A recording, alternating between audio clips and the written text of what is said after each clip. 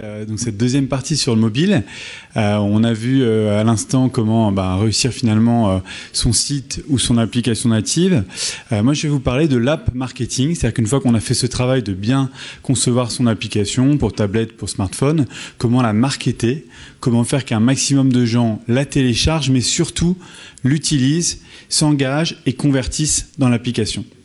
Donc je vais me présenter, je m'appelle Jérôme Stiwi, je suis le président et cofondateur d'Ad4Screen.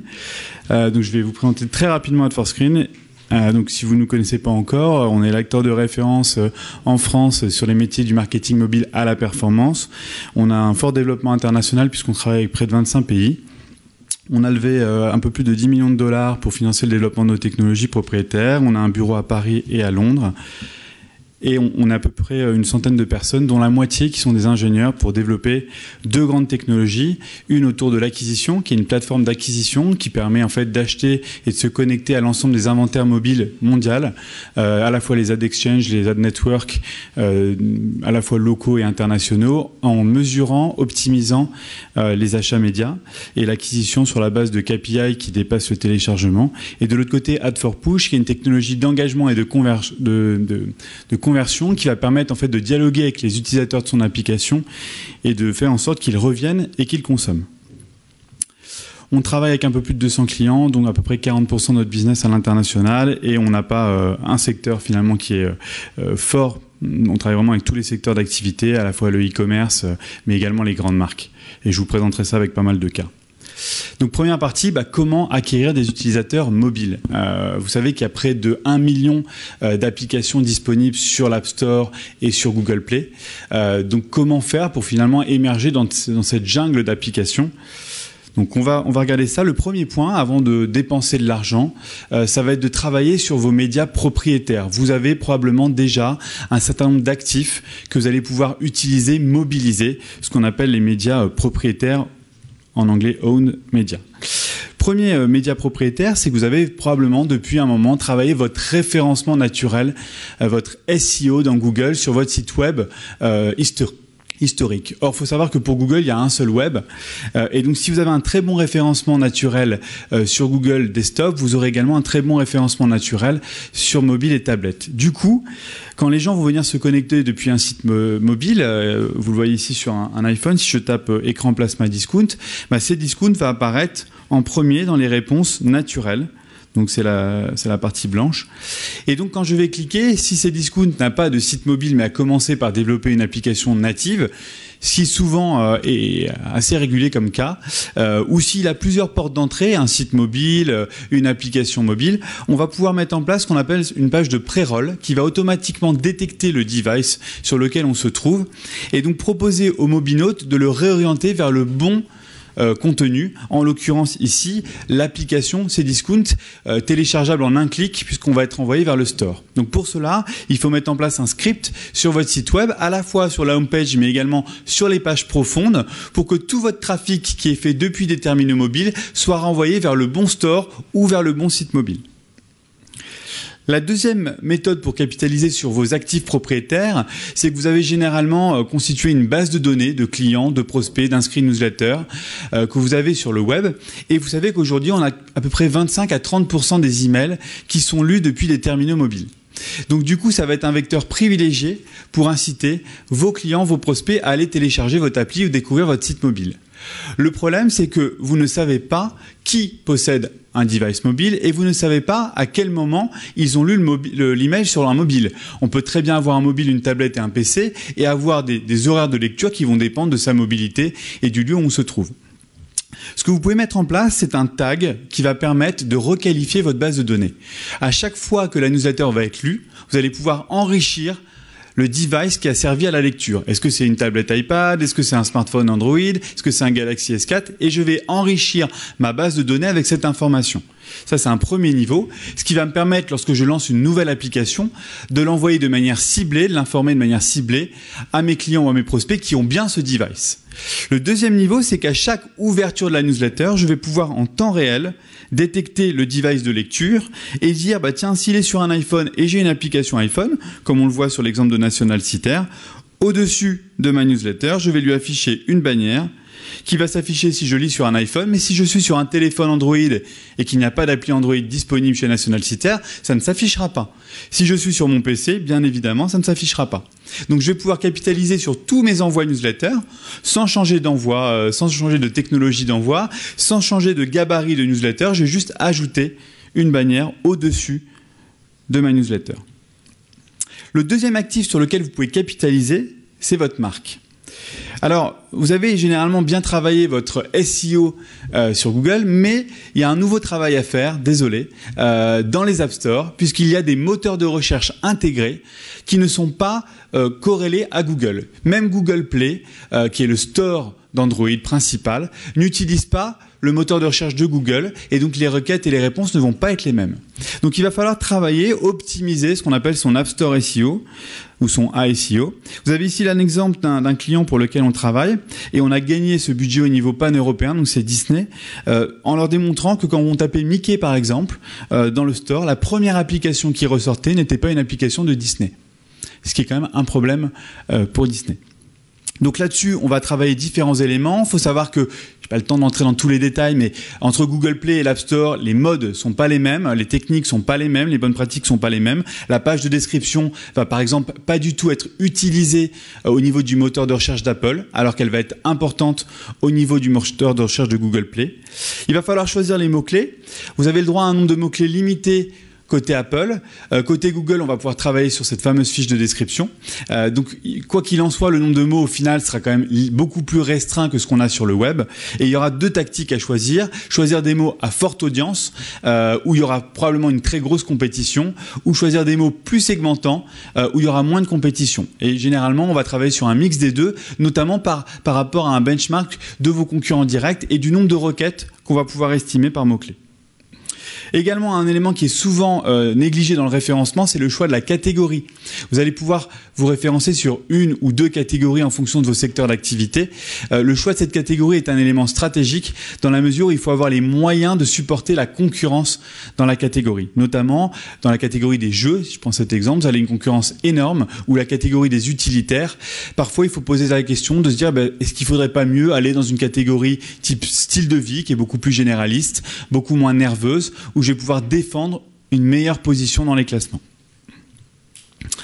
Alors, on a un impact direct hors achat média. Vous avez ici l'exemple d'un client d'AdForScreen dans le secteur du FMCG, où on a réussi à augmenter le nombre de mots-clés sur lesquels ils étaient référencés dans l'App Store. Vous avez en bleu les requêtes sur lesquelles ils étaient positionnés avant, en rouge après. Donc on a amélioré à la fois le classement sur les mots historiques, mais on a pu rajouter 7 mots-clés supplémentaires. Ça peut paraître rien, 7 mots-clés, mais simplement en rajoutant ces mots-clés, on a augmenté de plus de 20% le nombre de téléchargements naturels hors achat média, et on a amélioré le positionnement dans la catégorie de 10 positions. Vous savez que dans l'App Store, plus vous avez de téléchargements quotidiens, plus vous êtes bien classé. Et donc, plus vous êtes bien classé, plus vous êtes visible. Et plus vous êtes bien visible, plus vous avez de téléchargements dits organiques. Alors, bien évidemment, travailler sur ses actifs, sa marque, son référencement, sa base email, son site web, c'est bien. Généralement, c'est pas suffisant. Même des acteurs comme Cdiscount, qui ont une puissance de base de données email et de référencement, sont obligés de mener des acquisitions, des stratégies d'acquisition dédiées au mobile. Alors là-dessus, le premier point, quand on veut vraiment mesurer sa performance, c'est bien évidemment vital de savoir quand je dépense 100, combien ça me rapporte. Combien ça me rapporte de téléchargement. Mais au final, le téléchargement, c'est souvent le mauvais KPI. C'est surtout combien ça me rapporte d'utilisateurs actifs qui reviennent dans mon application, qui achètent, qui génèrent des paniers, qui passent des commandes. Or, la question du tracking est très différente dans l'écosystème des applications mobiles du web. Sans rentrer dans le détail une nouvelle fois, le cookie ne fonctionne pas. Donc, vous n'allez pas pouvoir travailler sur vos outils historiques. Et souvent, ce qu'on constate, c'est que vous êtes vraiment dans le flou total. Vous ne savez pas ce que rapportent vos campagnes d'acquisition. Donc il va être essentiel de mettre en place des techniques de tracking propres au mobile. Et là où ça se complique, c'est que malheureusement, il n'y en a pas qu'une, il y en a plusieurs, en fonction des sources de trafic, en fonction des terminaux, en fonction des changements de protocole des écosystèmes. Vous avez peut-être entendu parler de l'UDID, qui a longtemps été un référentiel, il a disparu parce qu'Apple a décidé de le supprimer et il a été remplacé par un autre qui s'appelle l'IDFA. Donc il y a beaucoup de changements de ce type-là qu'il faut prendre en compte et il faut combiner ces différentes méthodes pour pouvoir avoir un tracking qui soit fiable dans l'écosystème mobile. Une fois qu'on a mis en place ce tracking, on va pouvoir commencer à investir. Quand vous investissez dans l'écosystème mobile, il faut bien avoir en tête que plus de 95% des téléchargements sont faits directement depuis les terminaux mobiles, tablettes ou smartphones. Ça veut dire quoi? Ça veut dire que faire de la publicité sur le web fixe pour promouvoir une application mobile ou encore plus pour faire la publicité télé, affichage pour promouvoir une application mobile, c'est extrêmement compliqué parce qu'on a ce qu'on appelle une rupture de canal. C'est-à-dire qu'il va falloir que la personne prenne son téléphone, l'allume, aille dans le store, tape le mot et ça fait beaucoup de choses à lui faire faire. C'est beaucoup plus simple de faire des campagnes dites mobile to mobile. Vous avez ici un panorama des grands leviers qu'on utilise. Le search, avec capacité sur la promotion d'applications à cibler spécifiquement les terminaux mobiles et les devices. Le display, la vidéo bien évidemment. Le messaging, donc tout ce qui est SMS, email. Facebook qui a créé un format qui fonctionne bien qui s'appelle le Mobile App Install. Et vous avez également tout ce qu'on appelle les annuaires, les blogs, les moteurs de recommandation d'applications. Le RTB, on fait nos premières campagnes RTB, on peut faire du retargeting sur mobile ou du ciblage comportemental. Et puis, si vous avez la chance d'avoir un certain nombre de points de vente physiques ou de plaquettes, etc., on peut mettre en place des QR codes en ayant quand même conscience que ça apporte des volumes relativement limités. Je vous en ai parlé tout à l'heure, vous avez peut-être déjà entendu parler de ce mot, on parle d'effet ranking. Et il faut bien comprendre que quand on parle d'application, notamment au moment du lancement ou une mise à jour, c'est important de se rendre visible dans les classements des stores. Le moteur de recherche est un mode de découverte important, mais il y a également les classements, le classement général et le classement catégoriel. Sans une nouvelle fois rentrer trop dans les détails, ce que vous devez retenir, c'est que côté Apple, l'algorithme prend en compte 3 grands paramètres depuis iOS 7. Le nombre de téléchargements que vous avez fait dans les 24-48 heures précédant le moment où vous regardez le classement, les notes qui ont été introduites récemment et également le taux d'usage de l'application. Est-ce que vos utilisateurs sont fidèles ou est-ce qu'ils vont supprimer l'application et ne plus jamais l'utiliser?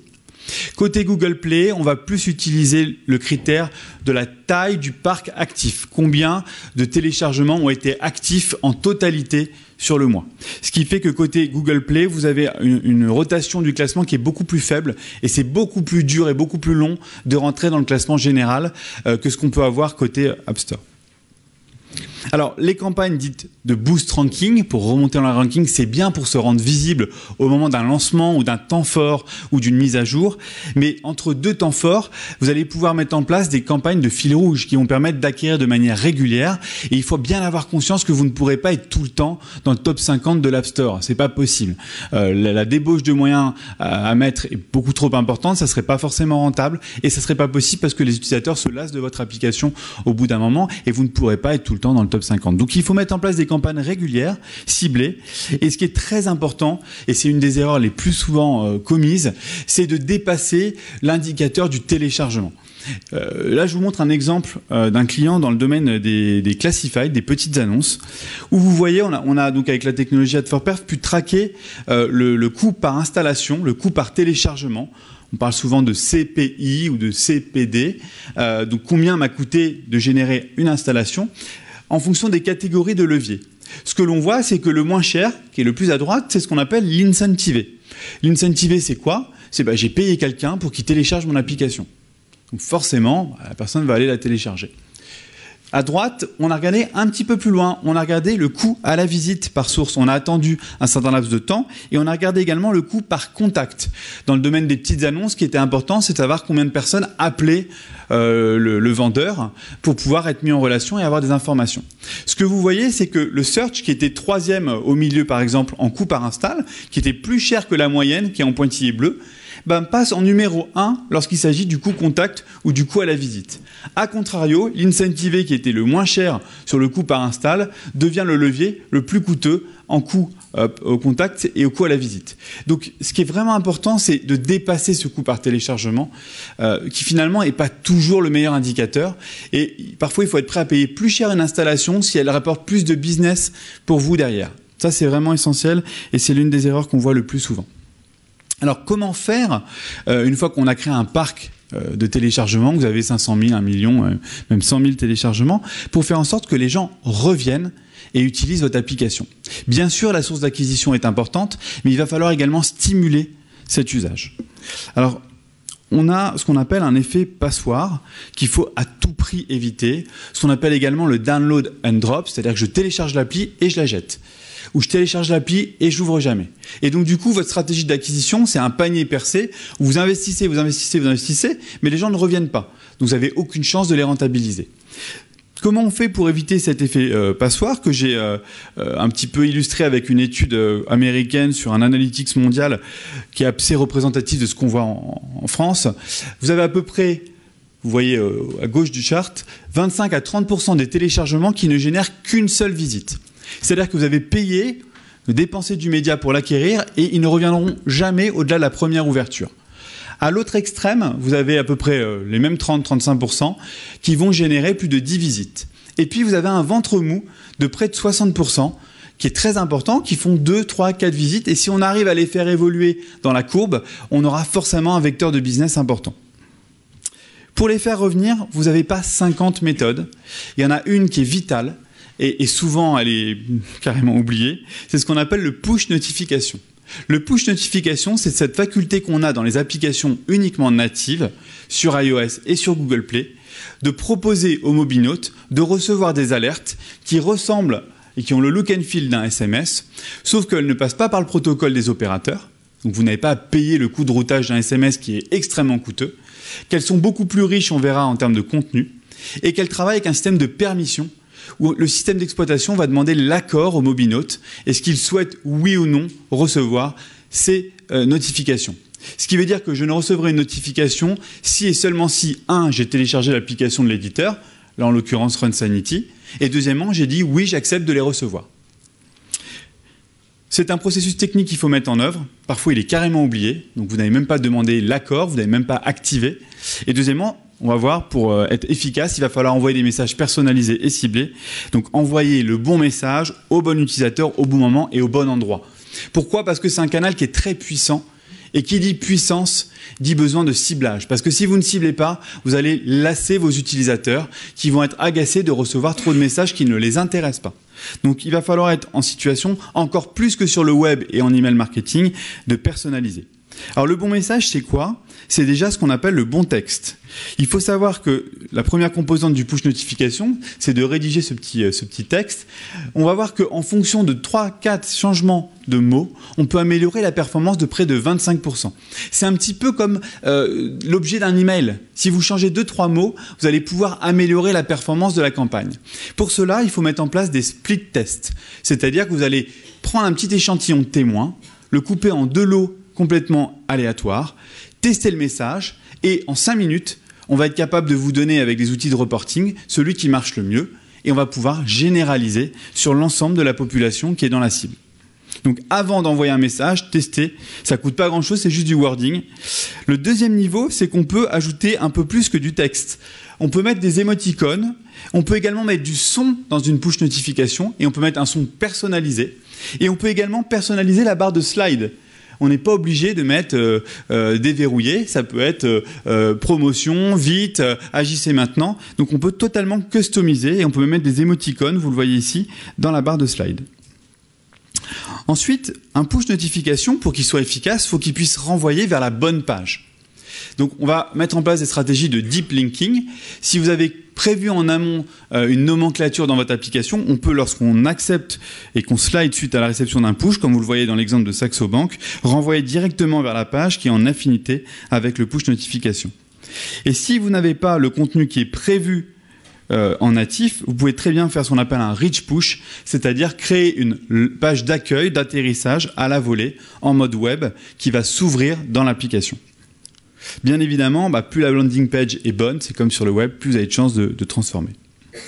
Ensuite, vous avez également une autre typologie de formats qui sont les formats in-app, la bannière, texte, graphique ou sur fond noir, la bannière qui peut être complètement HTML, on peut avoir des pop messages, on peut avoir des interstitiels, on peut utiliser tout type de message.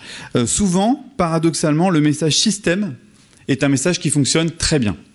Donc n'hésitez pas à l'utiliser. Pour que ça fonctionne bien également, il va falloir personnaliser. Vous avez ici l'exemple du programme qu'on a mis en place pour Nestlé Bébé, pour les jeunes mamans. Donc on accompagne la maman qui va déclarer le prénom de son enfant et la date de naissance, et elle va recevoir tous les mois, en fonction de l'âge de naissance, un programme d'accompagnement totalement personnalisé. Vous voyez, typiquement, 1 an déjà, préparez-lui son gâteau d'anniversaire, en moins de 5 minutes, préparé à Jean-Baptiste, donc personnalisation sur le prénom. On va pouvoir vraiment avoir une proximité avec la maman extrêmement forte, et on a vraiment un carton sur ce programme qui marche à peu près 4 fois mieux que ce qu'on peut constater sur des pushs non personnalisées.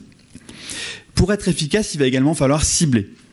Pour cibler, on a besoin de données, donc c'est important de collecter ou se connecter à vos données historiques, le profil de l'utilisateur, ses préférences, votre CRM, le comportement in-app. Et derrière, d'être capable de faire des croisements entre différents critères, bien évidemment des inclusions, des ou qui vont permettre de rassembler les deux. Et ça, avec un bon outil, vous êtes capable de le faire. Et derrière, ça va permettre de mettre en place des stratégies extrêmement efficaces.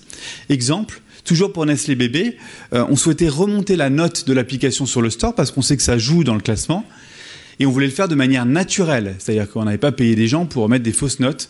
Donc qu'est-ce qu'on a fait? On a mis en place avec Add4Push un message système qui ne s'affiche dans l'application que pour les mobinautes qui sont des utilisateurs inconditionnels de l'application, donc ils l'utilisent quasiment tous les jours.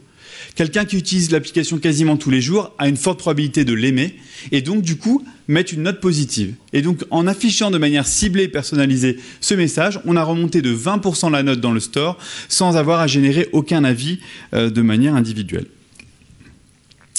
Le moment d'envoi est également stratégique parce que le canal du push, c'est le canal le plus réactif au monde. On a à peu près 90% des retours qui sont faits dans les 15 minutes qui suivent l'envoi et les 3/4 qui sont faits dans les 5 minutes qui suivent l'envoi. Donc c'est extrêmement puissant. Et on s'est rendu compte en faisant des tests d'horaire pour des messages réguliers que le choix du jour ou de l'heure, en fonction de vos business, est un paramètre essentiel qui peut multiplier par près de 2 la performance, toutes choses égales par ailleurs. Cible identique, message identique, annonceur identique. Et toujours dans cette logique de timing, on a mis en place pour la Redoute un système de relance des paniers abandonnés. Si vous êtes dans l'application, vous choisissez un produit, vous le mettez dans le panier, mais vous ne transformez pas et vous fermez l'application. Dans les 5 minutes qui suivent, vous allez recevoir un push totalement personnalisé qui vous dit « bah tiens, c'est dommage, votre panier vous attend toujours ». Même si vous n'avez pas de connexion, le push arrivera parce que c'est l'application qui va le générer. C'est ce qu'on appelle une local notification. Ça marche extrêmement bien. Le dernier paramètre, c'est le ciblage géographique. On est capable, et c'est l'une des fonctionnalités propres au mobile, de cibler le mobinaute, s'il l'accepte, en fonction de là où il est. Et donc, dans le domaine, par exemple, du betting, on est capable de faire des campagnes autour d'un stade de foot, le jour d'un match, pour inciter et stimuler les supporters à aller parier pour leur équipe favorite. Quelques chiffres qui nous ont été communiqués par Price Minister, un de nos clients qui a accepté qu'on puisse les communiquer. On se rend compte, en prenant un lot témoin de gens qui finalement ne reçoivent pas les pushs, soit parce qu'ils les acceptent pas, soit parce qu'on a décidé de ne pas leur envoyer, et de comparer par rapport à des gens qui en reçoivent, à la fois sur Android et iOS, qu'en moyenne, quelqu'un qui reçoit des pushs ouvre 2 fois plus l'application que quelqu'un qui ne les reçoit pas. Donc vraiment, l'efficacité sur l'engagement est avérée. Et si on va plus loin et on regarde le taux d'acheteurs, on voit qu'on a une bonification de 33% par rapport aux gens qui reçoivent le push mais qui ne cliquent pas. Donc juste le fait de recevoir le push, même si on n'a pas transformé immédiatement, on transformera de manière différée. Et ceux, bien sûr, qui ont réagi au push vont être bonifiés de près de 4 par rapport au taux d'acheteurs global de gens qui ont reçu la campagne. Voilà, donc j'espère ne pas être allé trop vite. Donc je serais ravi de répondre aux questions ou revenir sur des sujets si ça vous intéresse. Oui. Alors oui, merci. Si vous avez besoin de plus d'informations, avec un de mes amis, on a coécrit un livre sur le marketing mobile qui vient de sortir. Donc il est disponible sur Amazon, sur la Fnac, sur 2 sites, et il est en cours de référencement dans les points de vente physiques. Donc là, par exemple, il vient d'arriver dans certaines Fnac parisiennes, donc c'est tout frais. Donc le mieux, c'est de l'acheter en ligne. Vous l'aurez tout de suite en une journée. On a passé la page de pub. Est-ce qu'il y a des questions du coup sur l'acquisition et sur la partie engagement conversion? Oui.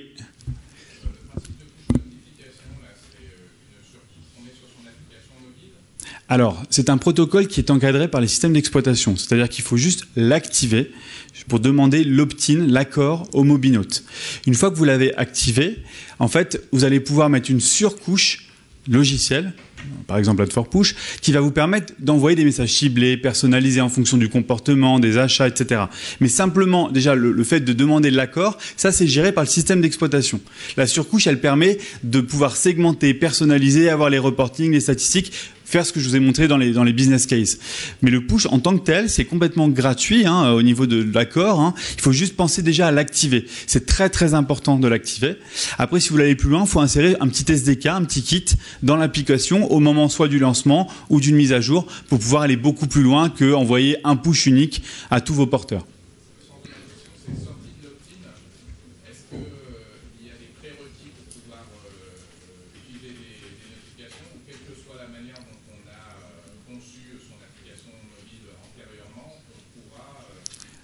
À tout moment, vous pouvez l'activer. Par contre, si vous ne l'avez pas fait depuis le début, tous les gens qui ont déjà téléchargé l'application et qui ne la réouvrent pas ne seront pas actifs au push.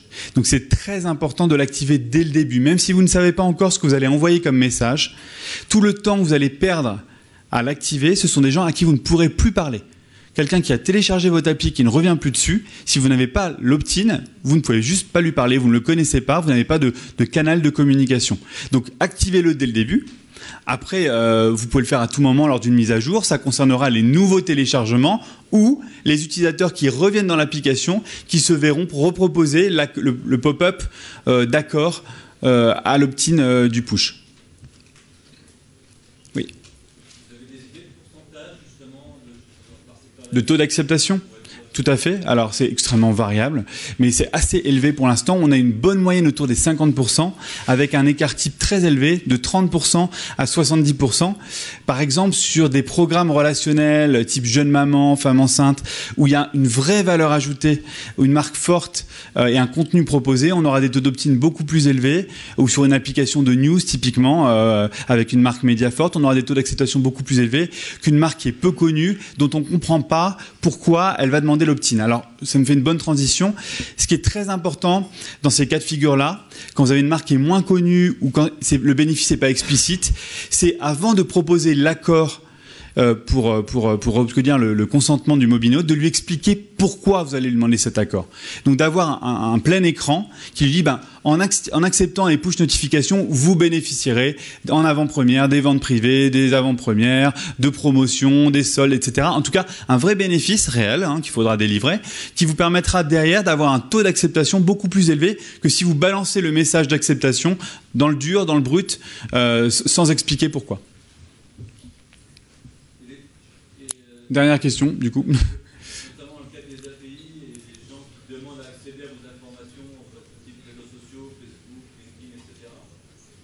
Est-ce que le paramétrage des informations collectées a un rôle important Alors, on peut tout à fait enrichir le ciblage.